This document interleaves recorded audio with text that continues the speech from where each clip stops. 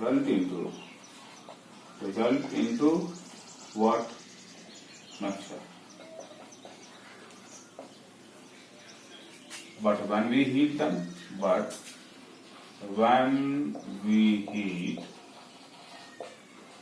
iron with sulfur, it result into compound. The fourth point we have discussed that this individual component will show their property. That is, in case of mixture,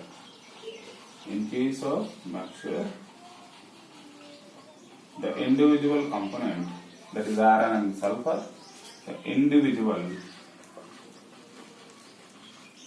component retain their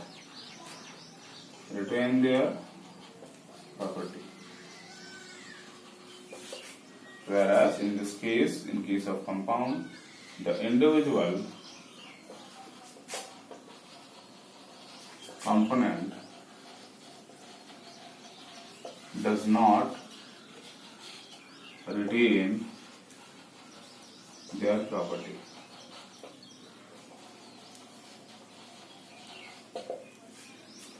To the next, if we want to separate the iron sulfur mixtures, the solution of sugar in water is also example of mixtures because it is sweet in taste and it is in liquid state. It shows the property of both water and sugar.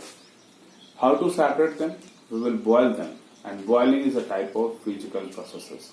It means mixtures, the individual component of the mixture can be separated by the physical processes, whereas compound can only be separated, the element can only be separated from a compound by the chemical processes. That is, the component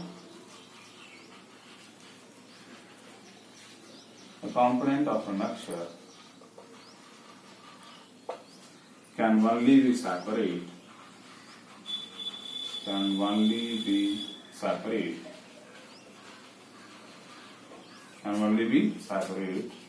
by physical processes.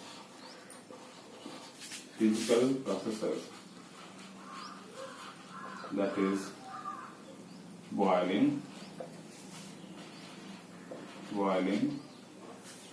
melting, filtration, etc. Whereas compound can only be separated by the means of chemical processes. The component of compound can only be separated by chemical processes.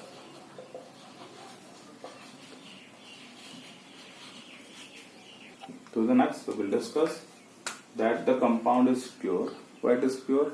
Because it has fixed composition everywhere and it has the same composition what it has. But whereas in case of mixtures, it does not have the same composition everywhere, and therefore it is termed as mixtures, and it has impure substances. This one is pure substances. At this point,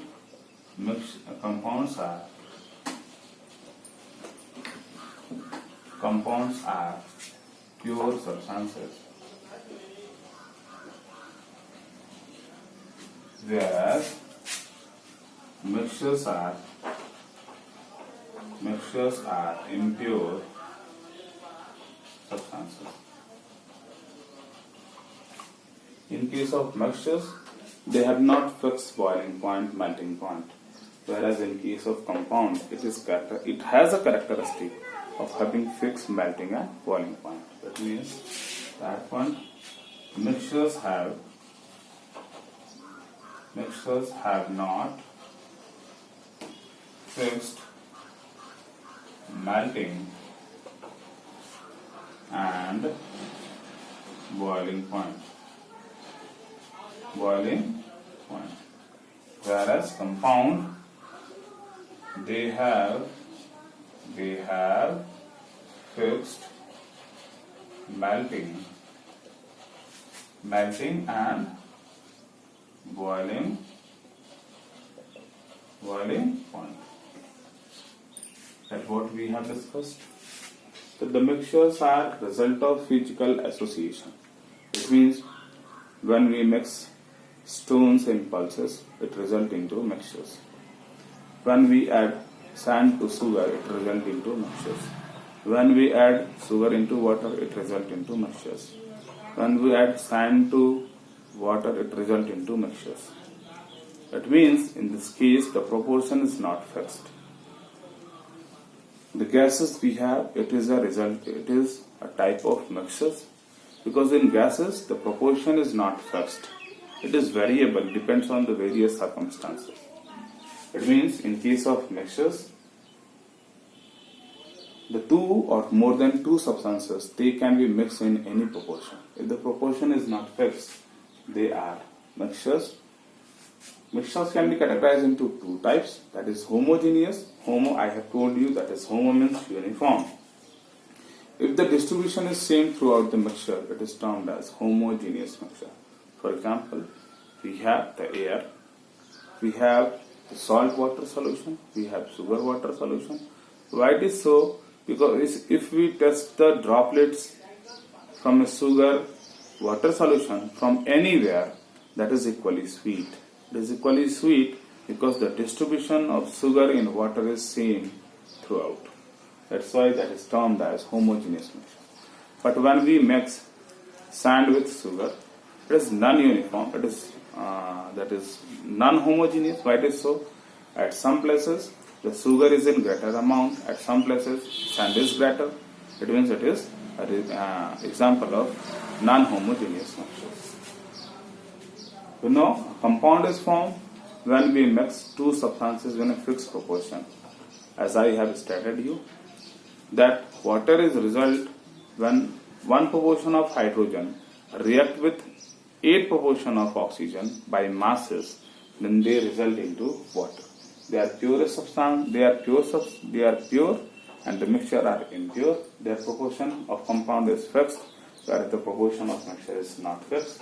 Compound, they are result of chemical changes. When compound form, one, two or more than two substances combine together, and when they undergo chemical changes, they form a new substance. It means the compounds are result of chemical changes.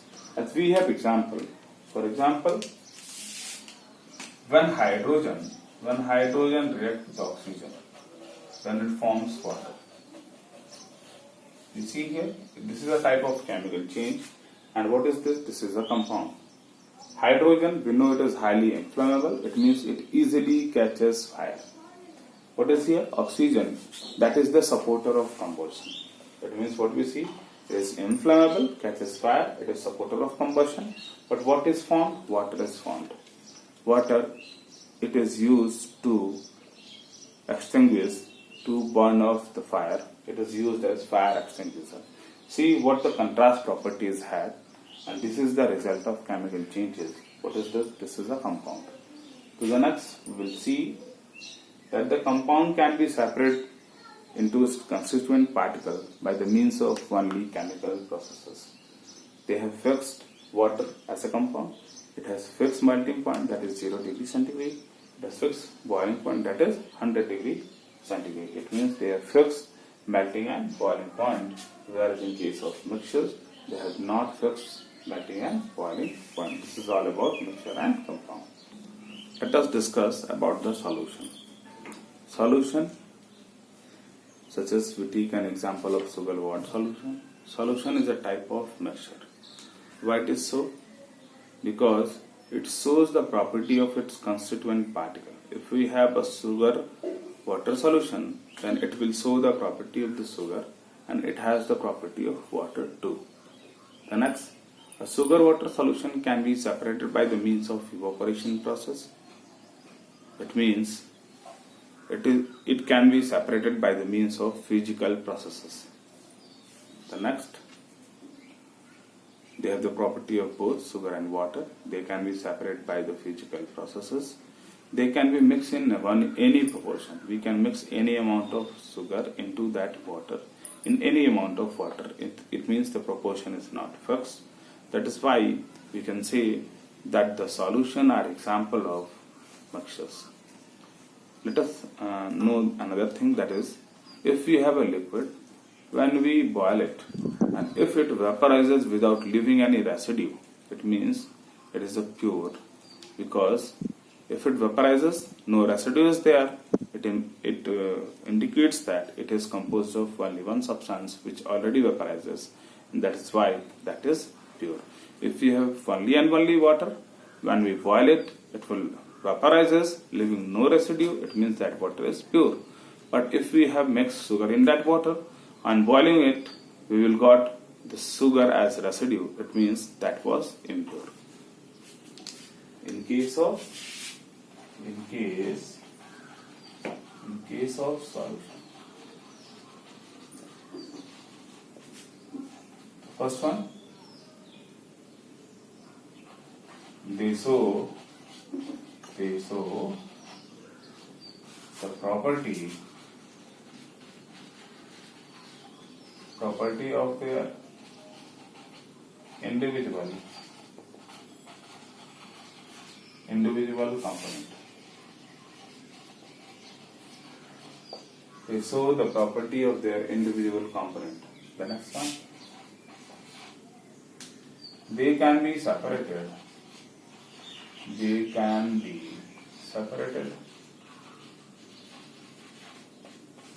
By physical processes.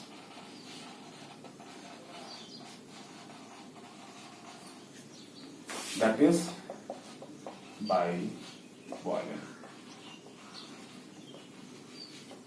The next one, they show the property of their individual component. They can be separated by the physical processes by boiling. They can be mixed.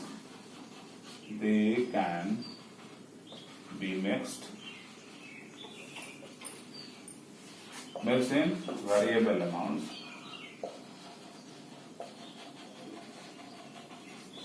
That is, the proportion is not fixed. The fourth one, they have not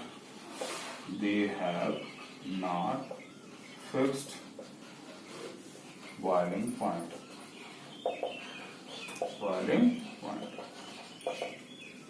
In case of solution, we can take an example of salt water solution.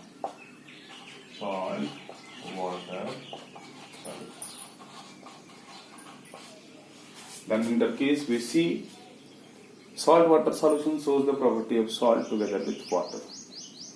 They can be separate. Sugar and salt can be separated by the means of evaporation or boiling. We can mix any proportion of salt into any proportion of water. It means the proportion is not fixed. They have not fixed boiling point. It will depend upon the amount of water and the salt which are mixed together. It means they are termed as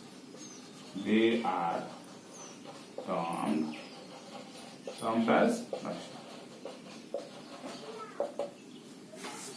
One more thing which we have discussed, if a liquid vaporizes completely without leaving no residue, it is termed as pure, and if it leaves residue, it is impure. The first one is that if a liquid vaporizes without leaving any residue, then it is pure. The next, if a liquid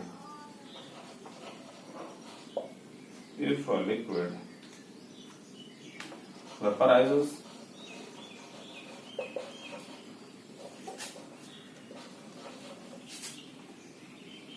by leaving residue, then it is impure. This all we will discuss about the case of solution. Let us discuss alloys, whether alloys are compound or mixtures. By taking an example of brass, that is an alloy of copper and zinc, we will get what is the property and how we will categorize whether it belongs to compound or mixtures.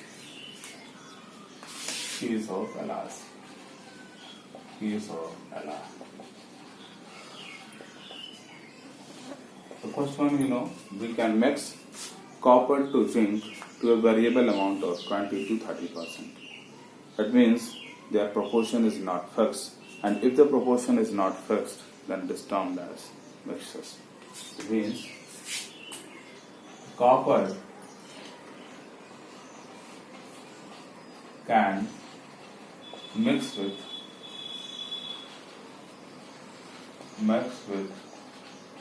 zinc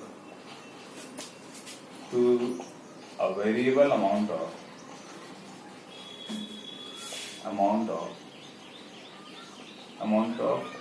20 to 30%.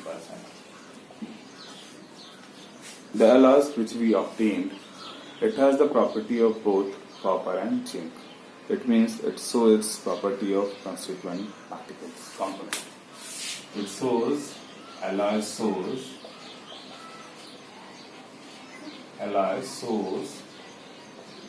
the property of its constituent components.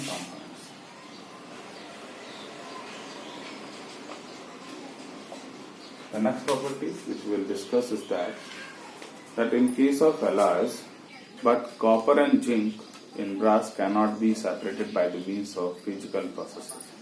The next is that the individual component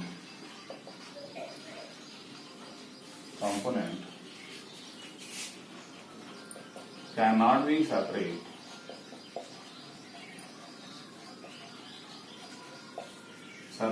by the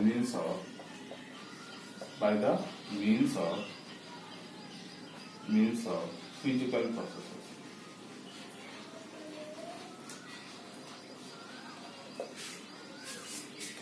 By all this conclusion, it is a type of homogeneous mixtures.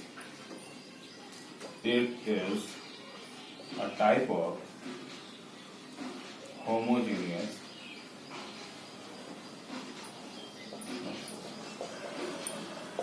By all this conclusion, we come to conclude that the alloys and the solution are type of mixtures. They are homogeneous mixtures, and we have studied the property that copper and zinc is an alloys form, that is brass. Brass is a mixture of copper and zinc, but we can mix them to a variable amount of 20 to 30%. If the percentage is not fixed, then it is termed as mixtures. It is a type of homogeneous mixtures. Alloy shows the property of its constituent component. It will show the property of copper. It will show the property of zinc. The next is that the individual component cannot be separated by the means of physical processes. As we have studied that mixture, that the individual component can be separated by the means of physical processes. Here we can't. It is a type of homogeneous mixtures. On the basis of all this conclusion, we come to conclude that the solutions and the mixtures are type of homogeneous mixtures.